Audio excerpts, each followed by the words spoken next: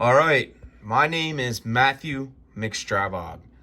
I can't figure out how to put closed captioning on my presentation through PowerPoint, so I'm doing this through YouTube. Uh, right now, the only things that I look forward to are spending time with my dog over here on the left. His name's Willie. I spend my time playing rugby with a D1 and D2 program called Schuylkill River Exiles. And then over here, I've been doing this for about 10 to 12 years now with a project called Dovey's Cut Project and Northwood Project.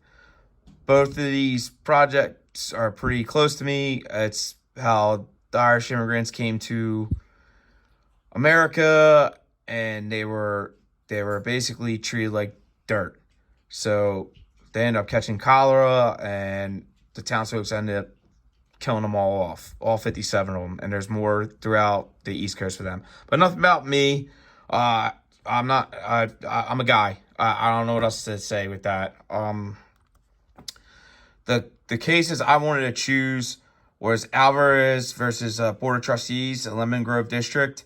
It was the first act to desegregation they said in an article Mexican, but I think the proper term is Latinx or Latino. They wouldn't let the kids in, and that was from the Board of Trustees.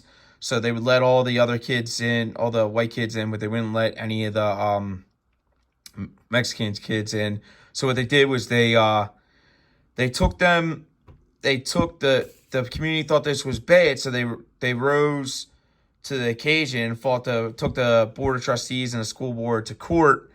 And if they took them to court, they won. So after they won, they came together as a community to where they know as a community if they went and fought the school board, they could. So a lot of people need to start doing that. That what led them to have the lead to go further into the late Brown versus Board of Education later down the road. So this was the actual first defeat of segregation. The next one, a lot of people are familiar with this. If you're not familiar with this, the 2020 World Health Organization declared COVID-19 a global pandemic. So they closed down schools. What is going on here? They closed down schools. There's kids who still continue to wear masks, so there's social and psychological effects. The school closing, a lot of kids are, from my personal experience, are very immature. They're used to being at home. The virtual learning has a significant impact. The social decline with social norms of how to act in school. The learning decline. A lot of the students, the way they act and the way they learn, I feel like my personal opinion, I feel like their grades behind.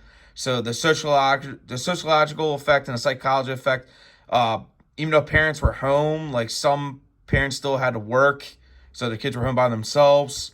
The virtual learning aspect and not everyone having internet.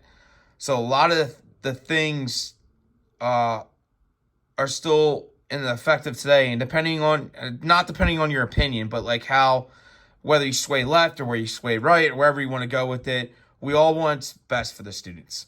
So people made a decision. We had enough information, so they made decisions to close schools down, which was the best decision they thought they could make in the process of something we knew nothing about. So I can go into this for a long time, but I just felt that from where the effects that I still see these effects just with the learning curves and the way things are. So that's a disengagement between community, because a lot of the communities got hit because they didn't have enough medicine, or they were particularly vulnerable because there were certain aspects of health-wise into their situations, and the kids were upendingly affected enough just for not having the resources. So I did my two on them.